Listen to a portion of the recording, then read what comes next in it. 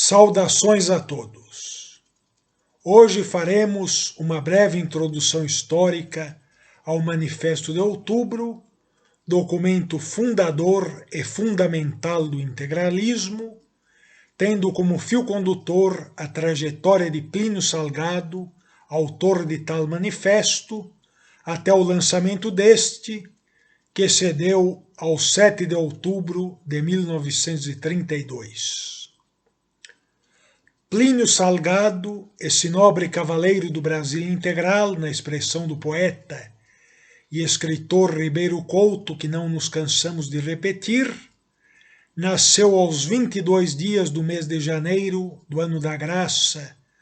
do nascimento de Nosso Senhor Jesus Cristo de 1895, em São Bento do Sapucaí, pequena cidade em estilo colonial que, nas palavras do mesmo Ribeiro Couto, repousa entre verdes lavouras, num píncaro de serra na Mantiqueira. No lado paulista da Mantiqueira, já na divisa com Minas Gerais. Seus pais foram o coronel Francisco das Chagas Esteves Salgado, farmacêutico e chefe político da região, e Dona Ana Francisca Renault Cortês, professora normalista formada em São Paulo no último ano do Império. Nas veias de Plínio Salgado comungavam, como observou Francisco Elias de Terrada Espínola, as variadas genealogias que forjaram a gente paulista e brasileira. Seu avô paterno, Manuel Esteves da Costa, era português, nascido em São Pedro do Sul, distrito de Viseu, e tendo estudado humanidades em Coimbra, emigrou para o Império do Brasil por conta da perseguição que sofreu em sua pátria, em virtude de suas ideias miguelistas, tradicionalistas. Uma vez em nosso país, casou-se na cidade de Pindamonhangaba com Dona Mariana Salgado Cerqueira César, que viria a ser a avó paterna de Plínio Salgado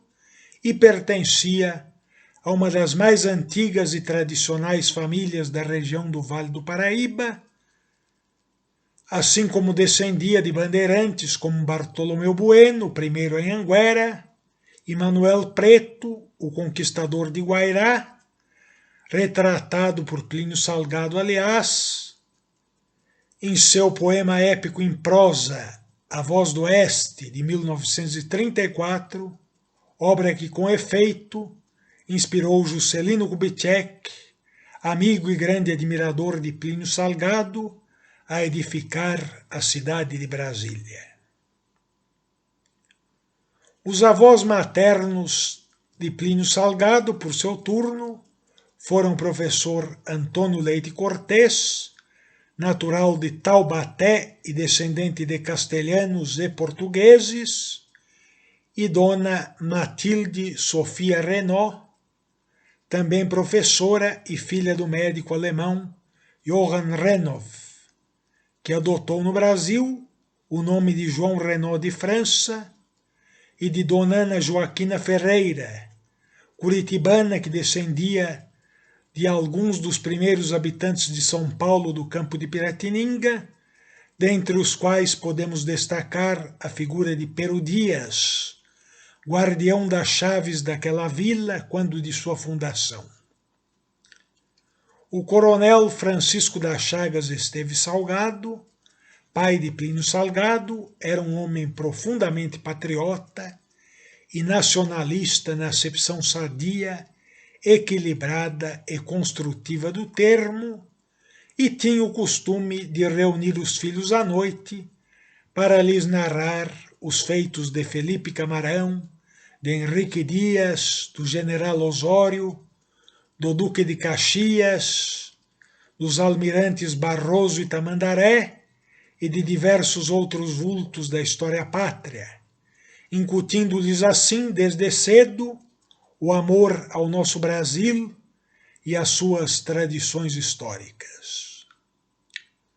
Pouco depois dessas primeiras aulas de patriotismo, Dona Ana Francisca, que já então ensinara a Plínio a rezar e também lhe incutir o temor a Deus, e lhe narrara histórias bíblicas, começou a dar ao filho lições de história do Brasil, geografia, aritmética e francês. No ano de 1907, Plínio, que havia iniciado os estudos secundários no Externato São José, dirigido pelo professor José Calazans Nogueira, lá em São Bento do Sapucaí, seguiu para Pouso Alegre, em Minas Gerais, onde estudou Humanidades no tradicional ginásio diocesano São José, em que também estudavam Menotti del Picchia,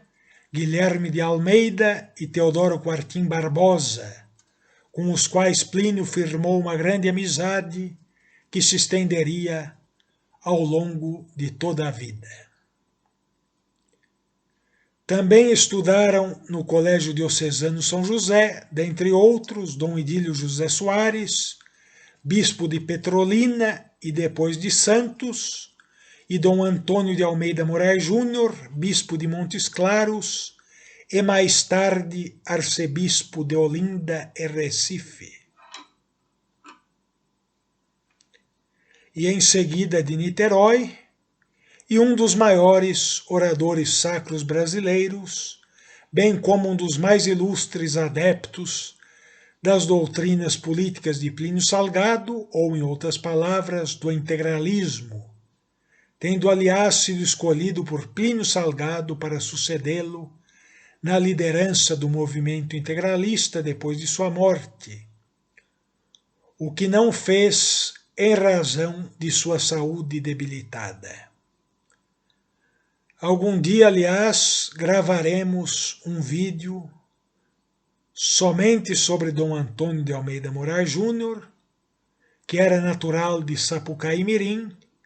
pequena cidade mineira, perto de São Bento do Sapucaí. O falecimento do pai,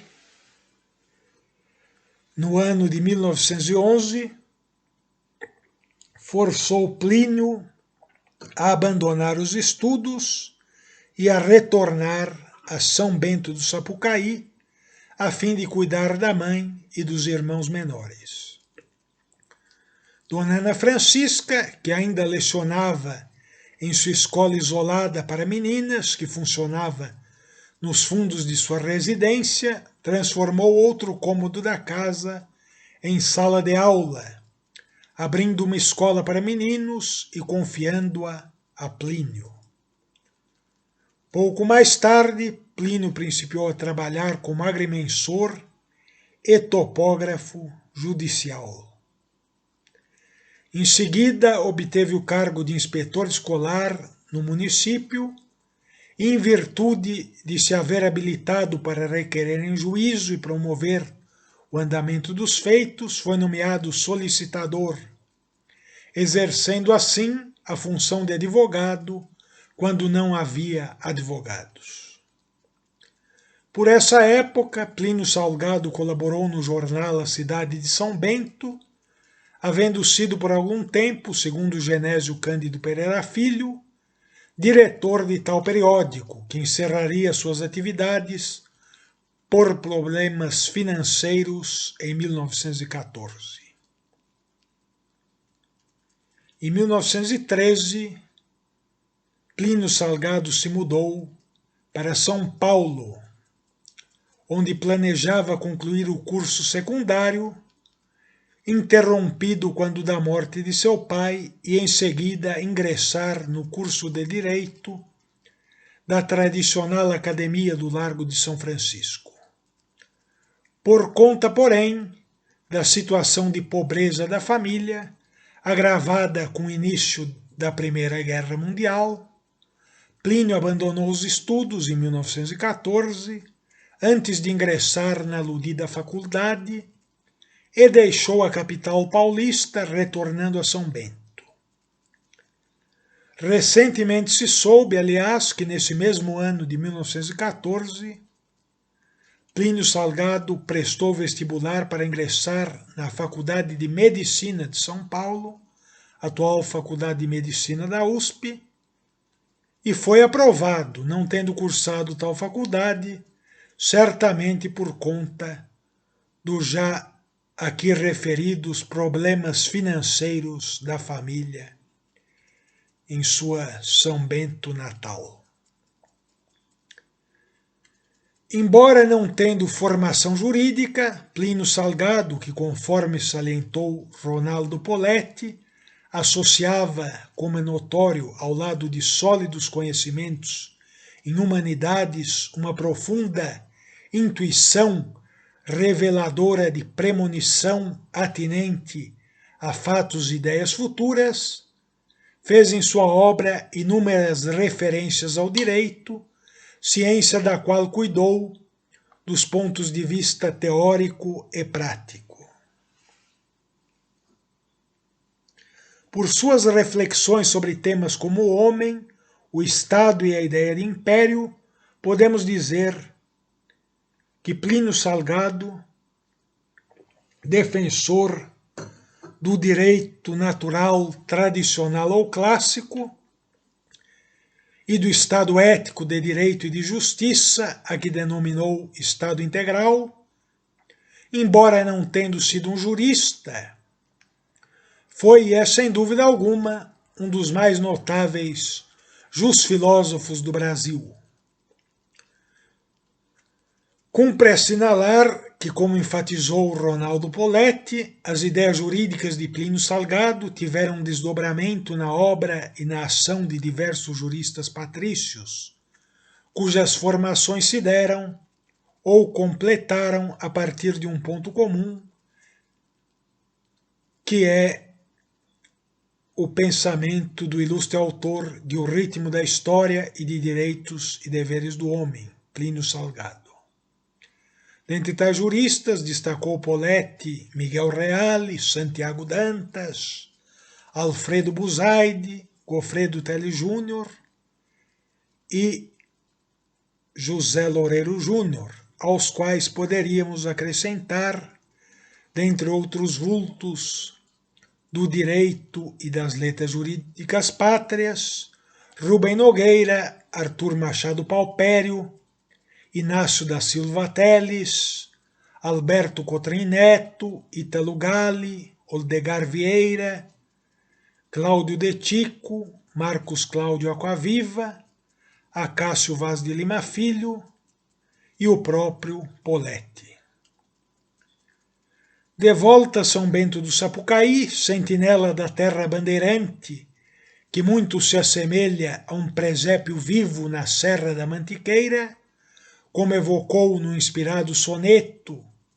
o jornalista, escritor e editor Cláudio de Capua, Plínio Salgado, aproveitando as horas de lazer, leu autores como Spencer, Comte, Kant, Hegel, Schopenhauer, Nietzsche, Büchner, Haeckel, Lamarck, Gustave Le Bon, e Hering, William James e engenheiros, ao mesmo tempo em que se aprofundava no conhecimento de nossa literatura, assim como das literaturas portuguesa, francesa, italiana, espanhola, inglesa, alemã e russa. No ano de 1915, foi fundado em São Bento o Externato São Luís, por Genésio Cândido Pereira, que mais tarde se tornaria o pai do escritor Genésio Cândido Pereira Filho, e também um dos mais proeminentes vultos do judiciário paulista. Plínio Salgado lecionou no Externato São Luís, instituição de que foi secretário, e fundou e redigiu, juntamente com Genésio Cândido Pereira, o jornal daquele externato denominado Alvor. Ainda em 1915, Plínio Salgado coordenou a publicação do Almanaque de São Bento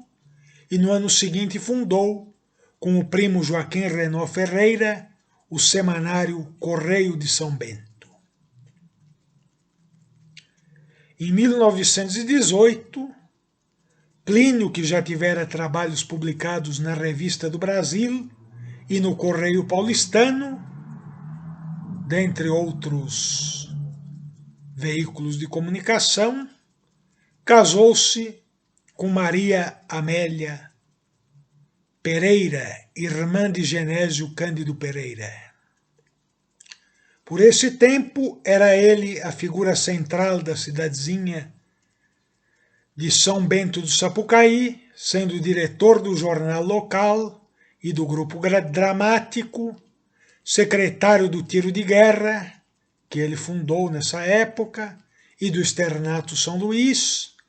presidente do clube de futebol, fundado por ele também, o São Bento Futebol Club, orador do gabinete de leitura e agrimensor. Ainda em 1918, enquanto se convalescia da gripe espanhola que o atingira, Plínio leu o livro Farias Brito e a Reação Espiritualista, de Francisco Teive de Almeida Magalhães, que futuramente pertenceria inclusive à Ação Integralista Brasileira, e em seguida as obras do próprio Farias Brito e de Jackson de Figueiredo, abandonando assim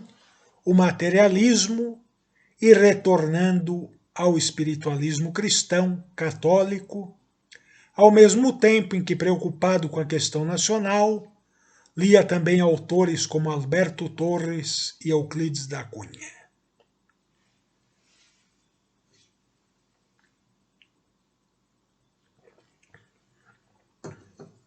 Conforme fez salientar Francisco Elias de Terrada, o que Plínio Salgado levanta desde a sua conversão intelectual em 1918 são duas colunas solidíssimas, Cristo e o Brasil. E o que ele nega são as ideias estrangeiras que corrompem o Brasil e repelem o reinado social de Jesus Cristo, a saber, o liberalismo, a liberal democracia,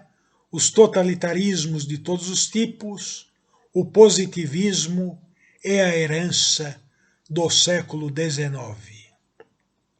O resultado disto será, ainda segundo Francisco Elias de Terrada, o integralismo como ação, como volta, como retorno à tradição brasileira e, por meta intelectual e política, a aproximação cada vez maior e mais profunda de Santo Tomás de Aquino. Existe na obra pliniana, ainda de acordo com o insigne jus-filósofo castelhano, Francisco Elias de Terrada, uma lógica evidente, e pois ano a ano vão ficando mais claras as suas ideias, quer aperfeiçoando conceitos, quer estabelecendo mais exatamente as suas posições, mas são posições e esclarecimentos conservados sempre em torno daquelas duas temáticas centrais de Cristo e da pátria brasileira. No ano de 1919,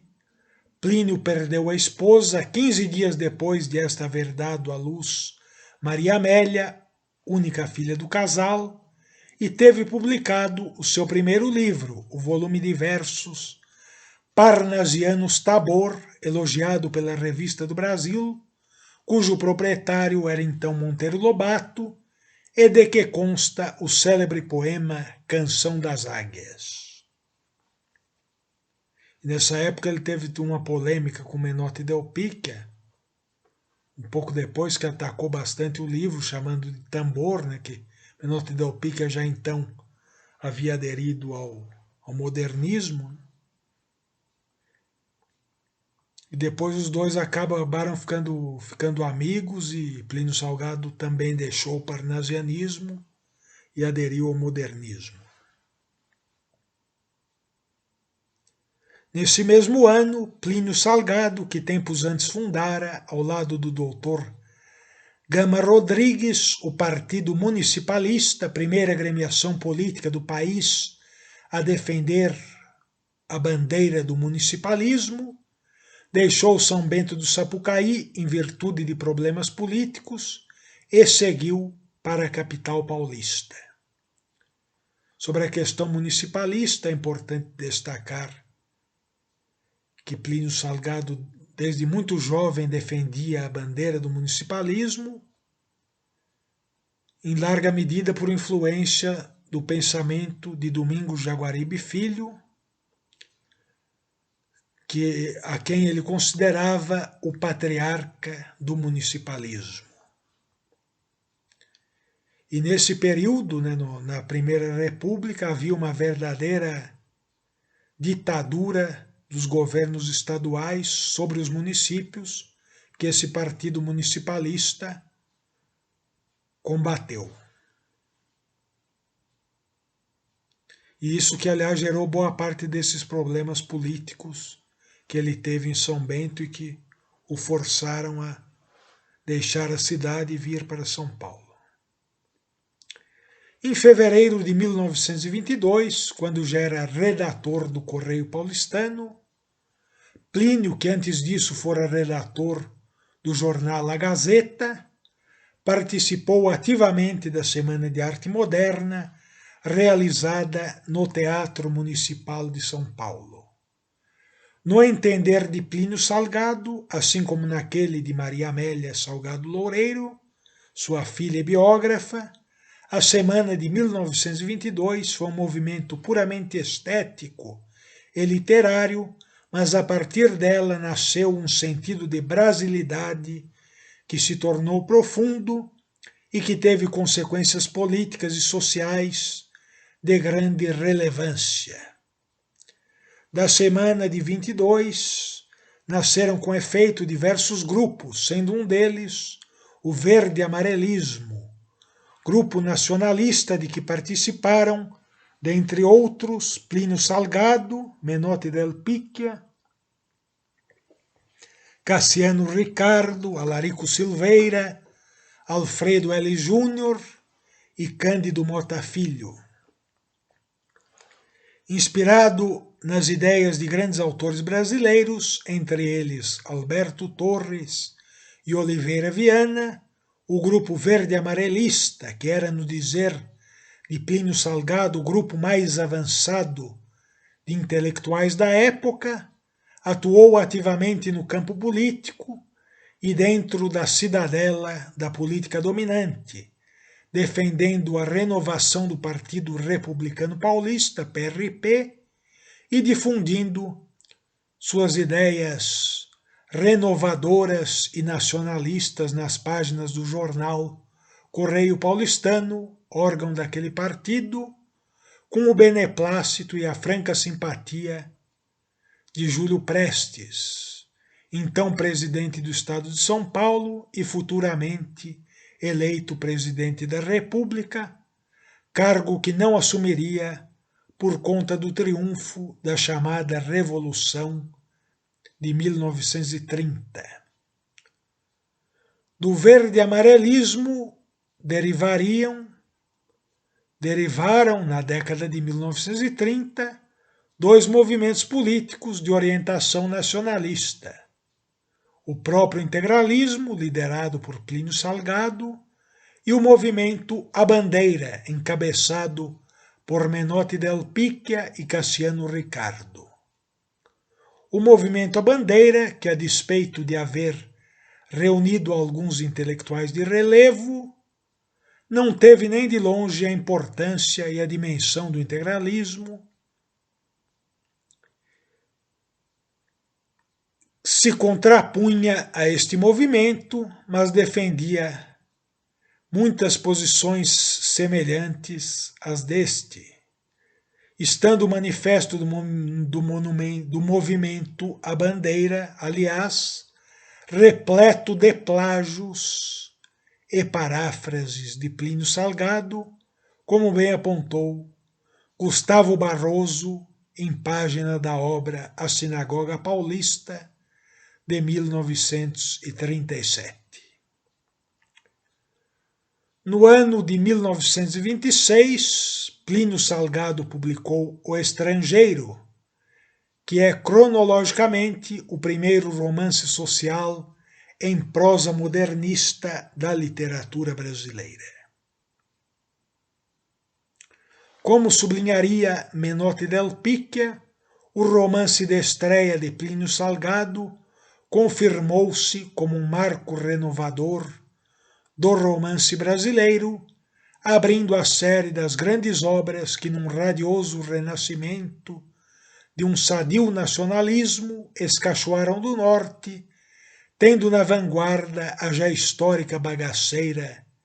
de José Américo de Almeida. Este último, José Américo de Almeida,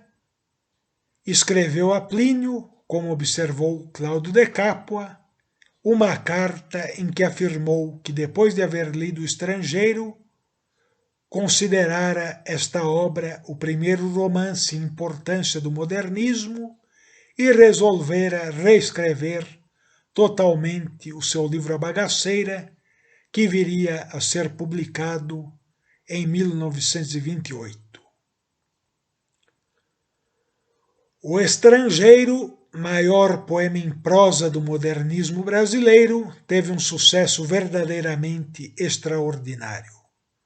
A primeira edição se esgotou em menos de 20 dias e o burburinho que se fez em torno da obra na imprensa nacional foi algo realmente notável.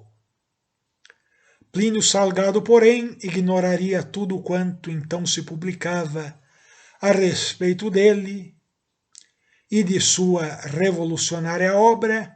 não fosse por seu amigo Fernando Calage, que colecionava todos os artigos que saíam a propósito do livro, uma vez que naquela ocasião, em São Bento do Sapucaí, falecia a mãe de Plínio, que, estando já à beira da morte, tomou o livro do filho nas mãos, projetando lê-lo mais tarde, quando estivesse melhor, o que infelizmente não ocorreu. Considerado por Wilson Martins a maior realização romanesca brasileira da década de 1920, ao lado de O Esperado, também de Plínio Salgado, e classificado por Raquel de Queiroz como o primeiro romance modernista, O Estrangeiro, que seria considerado pelo autor o seu primeiro manifesto integralista, fez do futuro criador da ação integralista brasileira um escritor nacionalmente consagrado, tanto pelo público quanto pela crítica. Dentre os diversos críticos literários, escritores e pensadores de escola que elogiaram O Estrangeiro na imprensa, nos meses seguintes à sua publicação, podemos citar Agripino Greco, Tasso da Silveira, Afrânio Peixoto,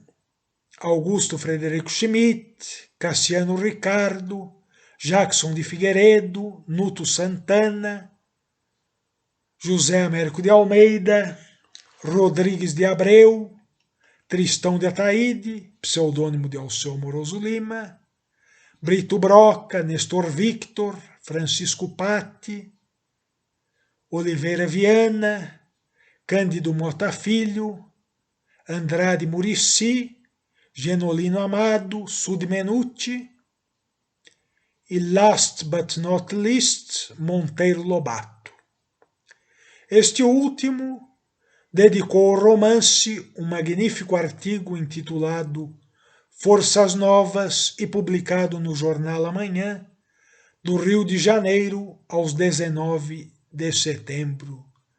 de 1926. No referido artigo, o autor de Cidades Mortas e de O Presidente Negro, Monteiro Lobato, havendo reconhecido que Plínio Salgado consegue o milagre de abarcar todo o fenômeno paulista, o mais complexo do Brasil, talvez um dos mais complexos do mundo, metendo num quadro panorâmico de pintor impressionista, frisou que todo o livro é uma inaudita riqueza de novidades bárbaras, sem metro, sem verniz, sem lixa acadêmica, só força, a força pura, ainda não enfiada em fios de cobre das grandes cataratas brutas. E terminou o escritor Patrício seu artigo sobre o estrangeiro, dizendo que Plínio Salgado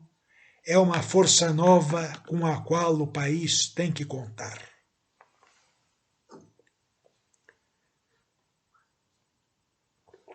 Conforme sublinhamos há pouco, diversos escritores, críticos literários e pensadores de relevo elogiaram o romance Estrangeiro nos meses que se seguiram à publicação deste. Aos justos elogios destes homens de letra e de pensamento, àquele que é o primeiro grande romance modernista brasileiro, somar-se-iam nos decênios seguintes, nas décadas seguintes, ao seu lançamento, os elogios igualmente justos de outros notáveis escritores, críticos literários e pensadores daquém e da além-mar, a exemplo de Gerardo Melo Mourão, Jamil Al-Mansur Haddad, Miguel Reale, Alberto de Oliveira, Virgínio Santa Rosa, Afrânio Coutinho, Fernando Calage, Érico Veríssimo, Augusta Garcia Rocha Dória, Fernando Whittaker da Cunha, Austregésilo de Ataíde, Maria Amélia Salgado Loureiro, Zélia de Almeida Cardoso, Francisco Marins, Amândio César, Francisco Elias de Terrada e os já citados, já mencionados, Wilson Martins e Raquel de Queiroz. Conforme já por mais de uma vez observamos, em O Estrangeiro e nos dois romances sociais, em prosa modernista, que se lhe seguiram e que com ele compõem as denominadas Crônicas da Vida Brasileira, que são O Esperado, de 1931, e O Cavaleiro de Itararé, de 1933, Plínio Salgado se revelou o genial cronista, intérprete de uma época de dúvidas e de incertezas, que sob o signo dos mais sadios e edificadores ideais cristãos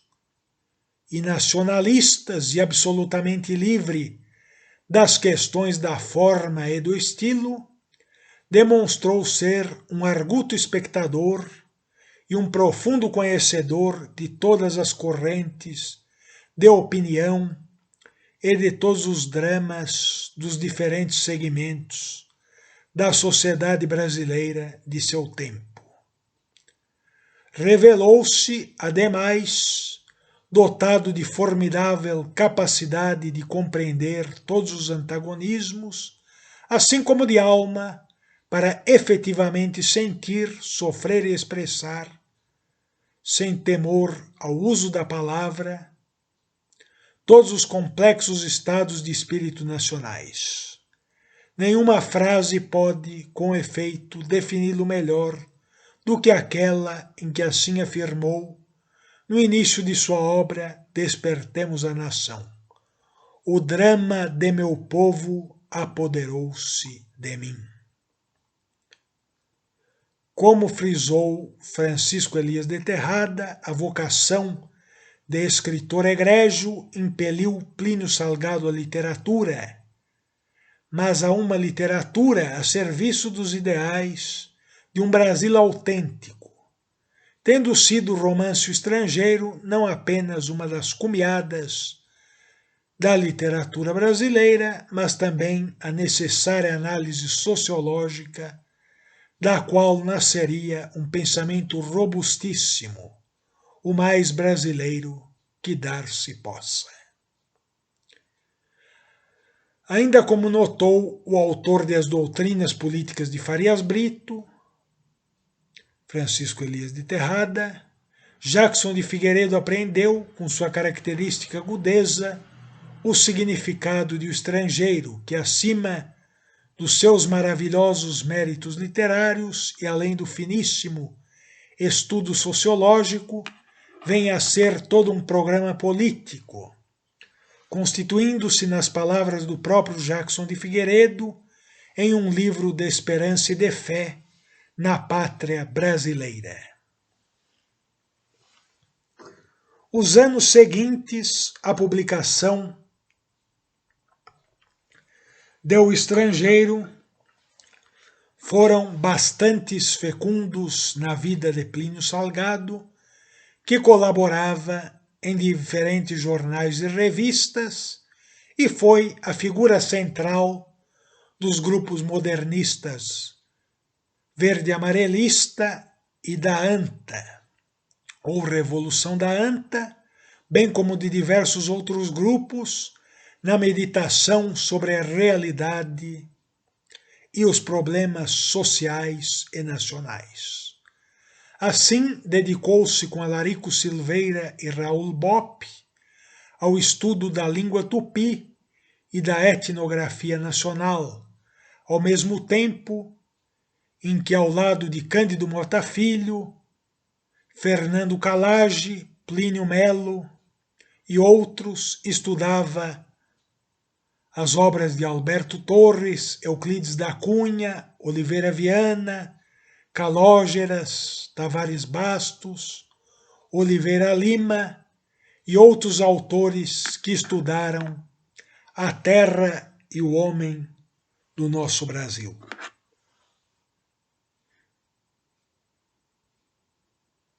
Ao mesmo tempo,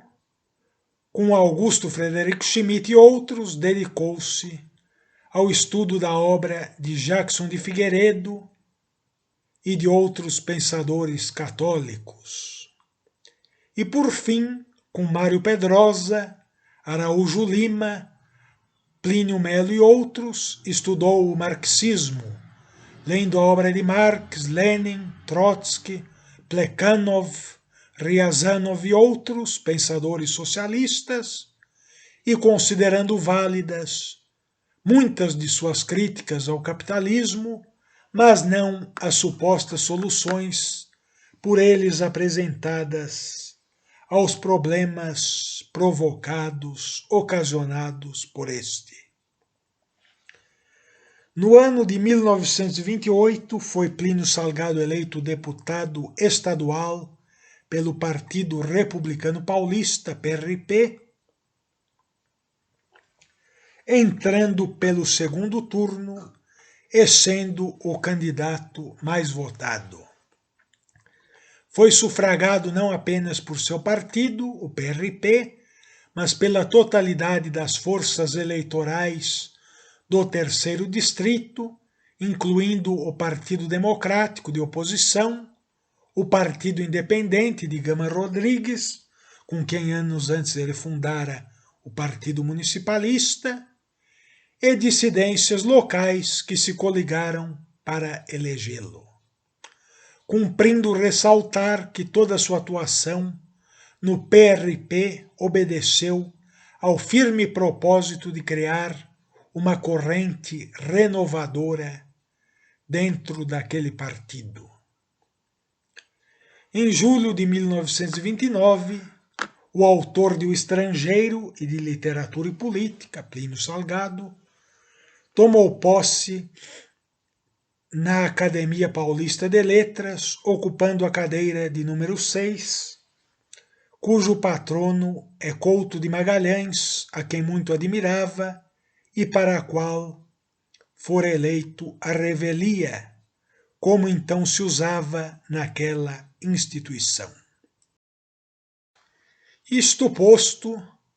cumpre ressaltar que Plínio Salgado jamais se candidatou a membro de qualquer academia de letras, somente havendo ingressado na Academia Paulista de Letras por ter sido eleito à revelia, mas pertenceu a diversas instituições científicas e culturais, incluindo o Instituto Histórico e Geográfico de São Paulo,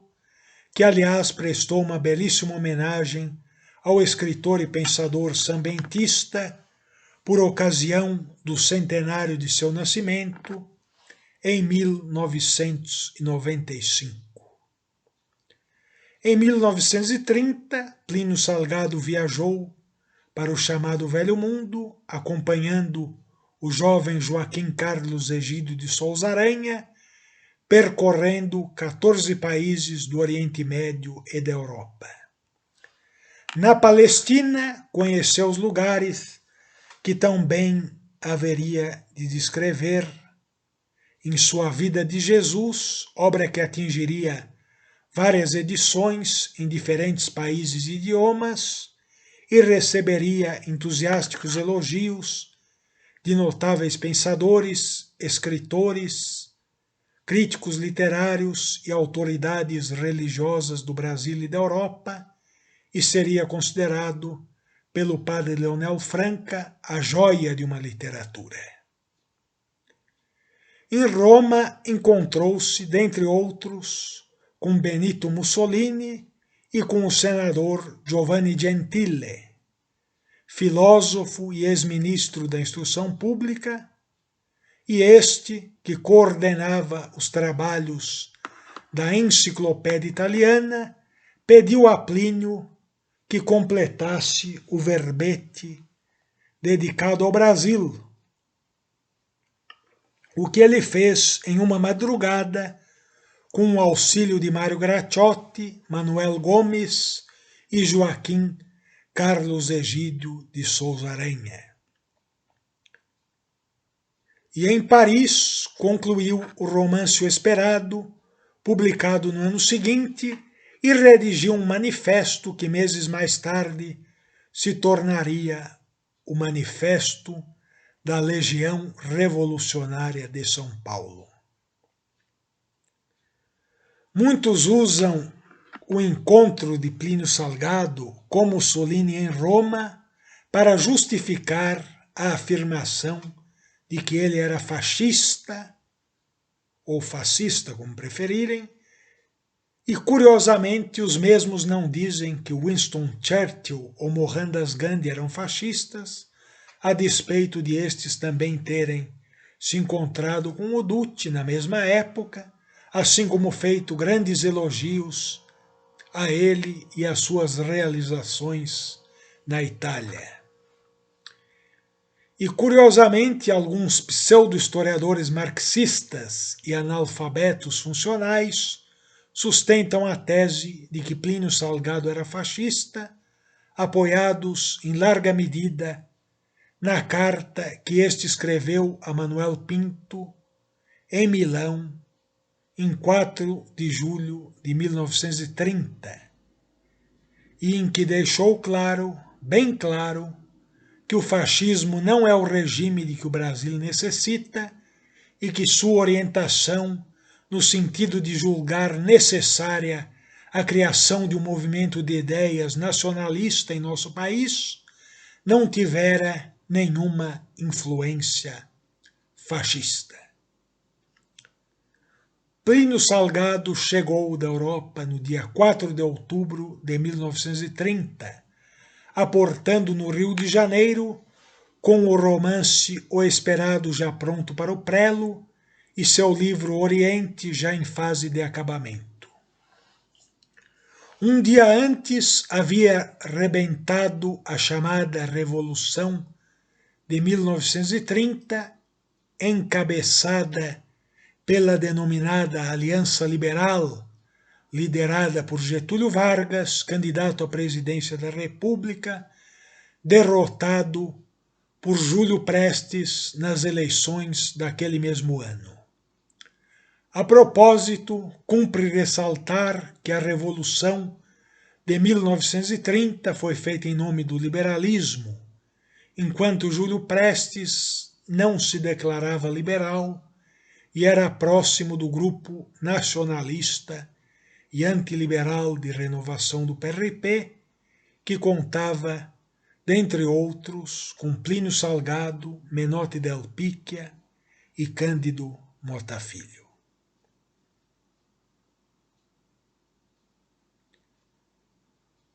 Júlio Prestes tinha algumas divergências com Plínio Salgado, divergências políticas, mas mesmo assim dava a ele e ao seu grupo espaço dentro do partido e do veículo do partido, que era o jornal Correio Paulistano, como dissemos, e não se proclamava liberal. Ao chegar a São Paulo, Plínio Salgado se dirigiu imediatamente ao Palácio dos Campos Elíseos, sede do governo estadual, e colocou-se à disposição do então presidente do Estado, o presidente eleito, presidente da República eleito, Júlio Prestes, para a luta contra a Revolução, então chamada Revolução Liberal, e feita, como dissemos, em nome do liberalismo. E então Plínio Salgado escreveu 2 artigos contra a Revolução em curso, e num deles, de 7 de outubro de 1930, portanto exatamente 2 anos antes do lançamento do Manifesto de Outubro, salientou que tal revolução era feita em nome de um defunto, que era o liberalismo, e 7 dias mais tarde, em carta ao poeta Augusto Frederico Schmidt, aliás, futuro membro da Ação Integralista Brasileira e futuro editor de algumas das principais obras integralistas, incluindo a Psicologia da Revolução, observou o mesmo Plínio Salgado que as tropas revolucionárias gaúchas que chegavam às fronteiras de São Paulo marchavam com essa bandeira vaga, imponderável,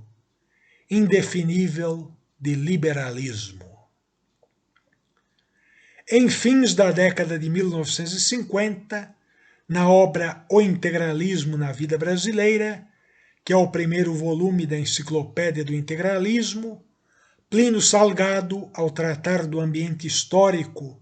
em que surgiu o Manifesto de Outubro, escreveu que a chamada Revolução de 1930, que não teve base popular, exprimiu inquietações mal expressas e teve o mérito de haver oferecido um leito por onde corressem as confusas angústias do complexo nacional, e não é propriamente a ela que cabe a culpa das suas contradições, mas a toda uma geração que não produziu homens de pensamento capazes de abandonar seus gabinetes e descer às ruas, às praças, aos salões de conferência e aos comícios, arriscando-se ao desfavor de muitos e ao desconforto a que se não podem furtar os apóstolos de uma grande causa. Ainda como escreveu Plínio Salgado, uma vez vencedora a chamada Revolução de 30, com a deposição do então presidente da República, Washington Luiz, pelos seus próprios generais, ficou destruída a fachada com que a República aparentava uma perfeita ordem e uma sólida estrutura. Em seu sentir, o compromisso dos revolucionários terminou com a conquista do poder,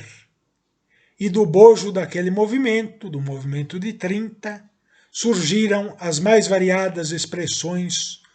dos desencontros ideológicos e dos conflitos entre os grupos heterogêneos. Como notou o autor de O Integralismo na Vida Brasileira, entrava então um elemento novo na política pátria, o comunismo internacional, que desde o ano de 1922 tinha sua cidadela no Partido Comunista do Brasil, PCB,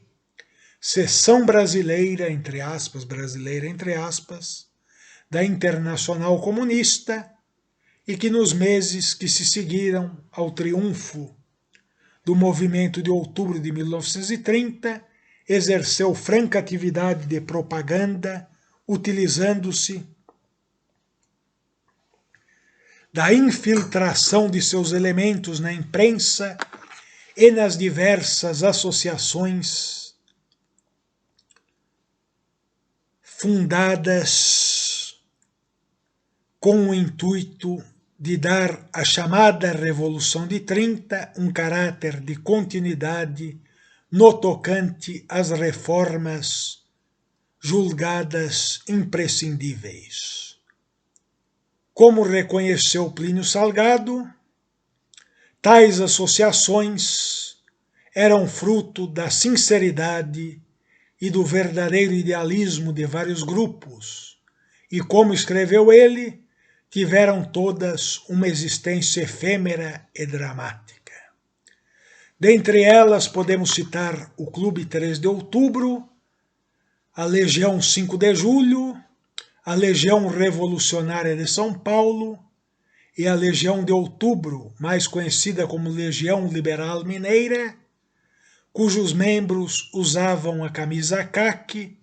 e que tinha como líderes Francisco Campos, Gustavo Capanema e Amaro Lanari. Como ressaltou Plínio Salgado, todo o esforço dos componentes de tais grupos era no sentido de traçar um programa de reformas e de realizações em benefício do povo e do país. Mas a própria composição dessas entidades era muito heterogênea, sendo, portanto, impossível chegar-se a qualquer conclusão. Estavam também em franca atividade outros grupos fundados nesse período ou pouco antes dele, como o Centro Monárquico de Cultura Social e Política Pátria Nova de São Paulo, presidido por Arlindo Veiga dos Santos, e de que nasceria mais tarde a Ação Imperial Patrianovista Brasileira, a IPB, assim como a Legião Cearense do Trabalho de Fortaleza, sob a liderança de Severino Sombra, e de que também era membro o padre Helder Câmara, a Juventude Operária Católica, também de Fortaleza, e liderada pelo padre Helder Câmara, e a Frente Negra Brasileira, de São Paulo, então presidida pelo há pouco mencionado Arlindo Veiga dos Santos, que era, aliás, grande amigo de Plínio Salgado. Após a fundação da Ação Integralista Brasileira, muitos membros de todos esses grupos ingressaram nela. Alguns deles se mantendo também nos grupos de origem, como o padre Helder Câmara e Severino Sombra que aliás logo saiu da IB, e outros deixando os grupos de que provinham para se dedicar exclusivamente à militância na Ação Integralista Brasileira, como foi o caso de Luiz da Câmara Cascudo e também o caso de Alcibiades de Lamare, ambos egressos do movimento patrianovista.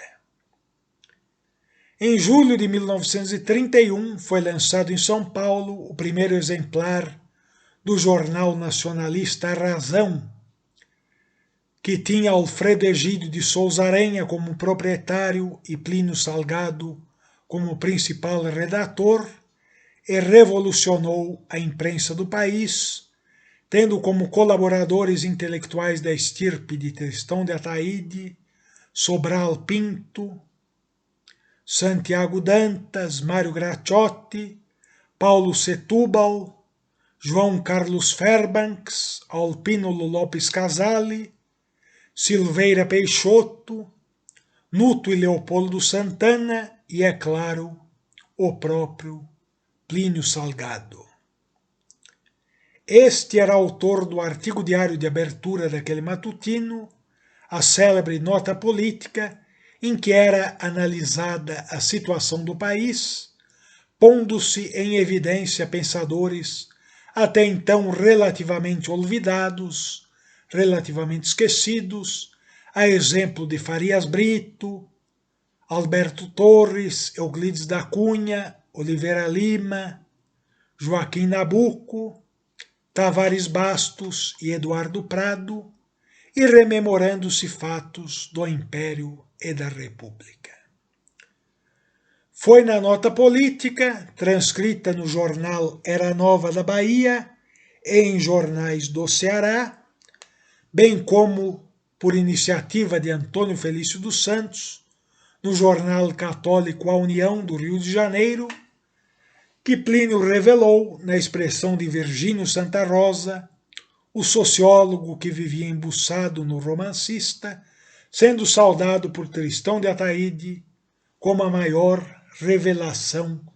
daquele ano de 1931.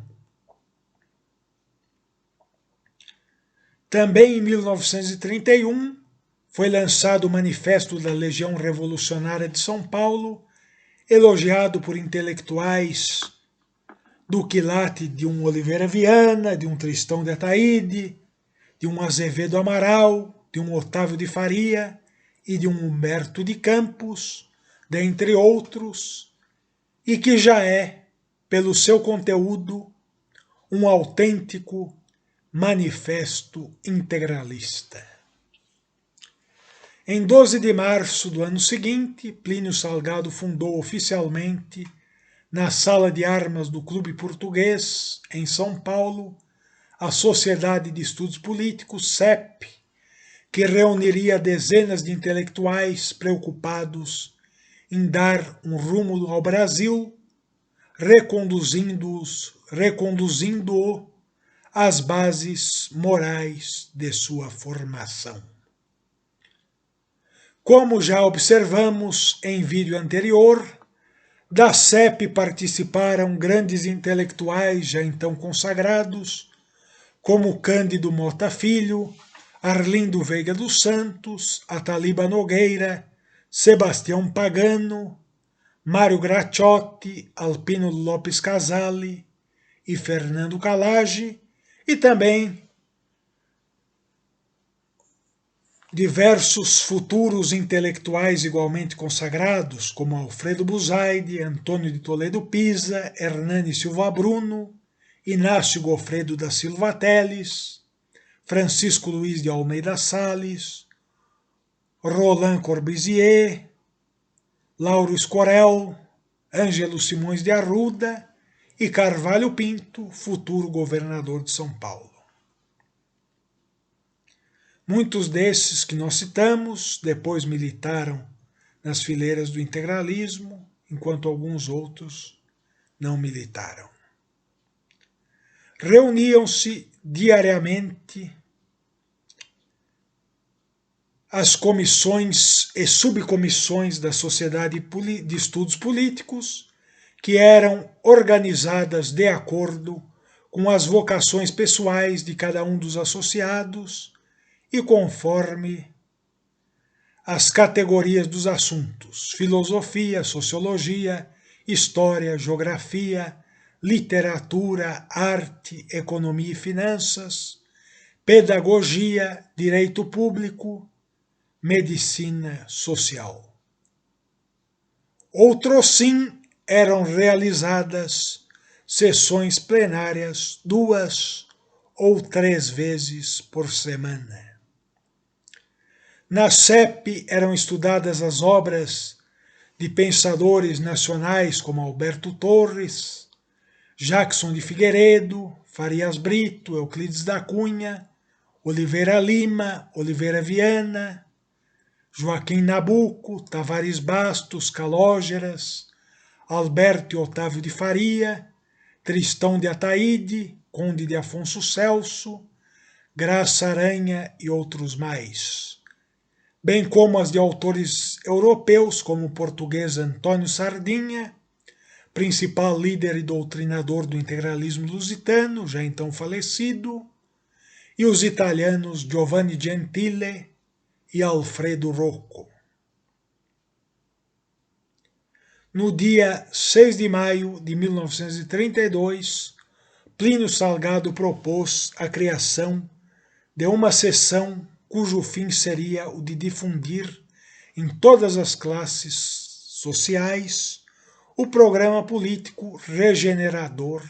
da Sociedade de Estudos Políticos. Tal seção chamar-se-ia Ação Integralista Brasileira. Foi então nomeada uma comissão encarregada da elaboração do manifesto a ser lançado ao povo, sendo tal comissão constituída por Mota Filho, Almeida Camargo, Ataliba Nogueira e Plínio Salgado, este último designado relator do manifesto.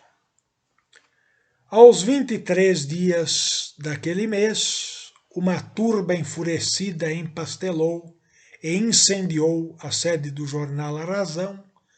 que por ser um órgão de doutrinação nacionalista, opondo-se, pois, a qualquer regionalismo desagregador, e ainda por ter a consciência de que São Paulo não poderia derrotar em armas a ditadura varguista, foi julgado injustamente como adversário da constitucionalização do Brasil. Terminava assim a curta, porém gloriosa história do jornal, que graças a Plínio Salgado se tornara em pouco tempo, na expressão de Virgínio Santa Rosa, o mais perfeito e elevado de quantos hajam sido fundados no Brasil, de quantos jornais hajam sido fundados no Brasil. Após empastelar e incendiar as oficinas do jornal A Razão, que ficavam na rua José Bonifácio, no centro da capital paulista, a multidão, acrescida de novos elementos, dirigiu-se à sede do Partido Popular Paulista, antiga Legião Revolucionária de São Paulo, que ficava na rua Barão de Itapetininga, na esquina da Praça da República. Ao tentar invadir a sede da Legião Revolucionária, a multidão foi recebida a bala, e a chegada dos homens da força pública só fez recrudescer a luta, que culminou em dezenas de feridos e na morte dos estudantes Mário Martins de Almeida, Euclides Bueno Miragaia, Drauzio Marcondes de Souza e Antônio Américo de Camargo, cujas iniciais dos nomes pelos quais eram mais conhecidos formaram a famosa sigla MMDC, que acabou por se tornar o nome do principal movimento em prol da constitucionalização do Brasil. Como observou Sérgio de Vasconcelos no magnífico apêndice histórico sobre o Manifesto de Outubro,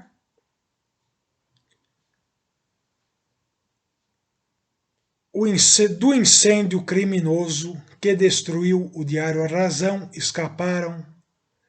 miraculosamente incólumes uma mesa e uma estante, justamente aquelas que abrigavam os fichários e os arquivos da Sociedade de Estudos Políticos e da Ação Integralista Brasileira, de maneira que Plínio Salgado pôde prosseguir em sua obra de arregimentação das novas inteligências brasileiras. Em junho, a Sociedade de Estudos Políticos realizou, segundo Plínio Salgado, 2 reuniões. Tendo na primeira delas Plínio Salgado lido o anteprojeto de seu manifesto, havendo ficado então deliberado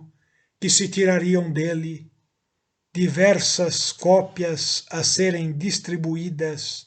entre os associados da Sociedade de Estudos Políticos, a fim de que estes sugerissem a ele reparos, emendas ou acréscimos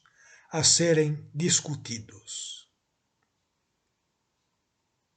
Na segunda reunião de junho, o manifesto que fora redigido por Plínio ao longo de maio foi aprovado praticamente sem modificações. Estavam São Paulo e Brasil, porém, às vésperas da inevitável guerra fratricida, de modo que Cândido Mota Filho sugeriu prudentemente o adiamento da publicação do manifesto para um momento mais oportuno. De fato, poucos dias mais tarde, mais precisamente em 9 de julho, estourou a Revolução Constitucionalista, que, a despeito de toda a bravura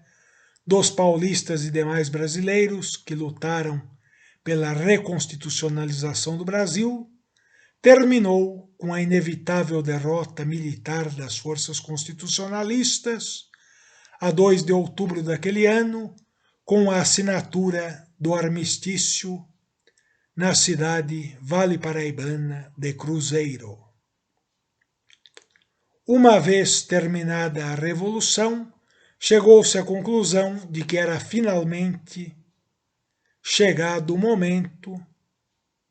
de imprimir e divulgar o manifesto,